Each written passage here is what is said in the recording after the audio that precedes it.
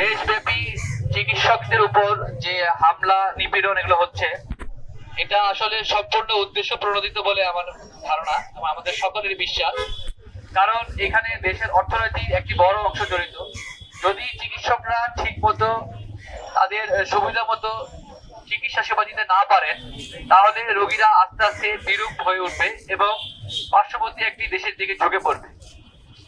এই চক্রান্তকে কেন্দ্র করে বা চক্রান্তকে মাথায় নিয়ে একটি মহল এই কাজগুলো সাইক্লিক্যাল আকারে করে সরাসরি ফৌজদারি হামলা, ফৌজদারি মামলা হওয়ার মতো যে কার্যক্রমগুলো আমাদের এই মহলটা করে যাচ্ছে, সেটি অবিলম্বে বন্ধ করার জন্য আমি কর্তৃপক্ষের দৃষ্টি আকর্ষণ করছি। এবং আমাদের যে চিকিৎসক সংস্থা যে আইনটা হতে যাচ্ছে, চিকিৎসক সুরক্ষা আইন, সেই আইনটি অতি দ্রুত প্রণয়ন এবং বাস্তবায়নের জন্য সংশ্লিষ্ট কর্তৃপক্ষের দৃষ্টি আকর্ষণ করছি।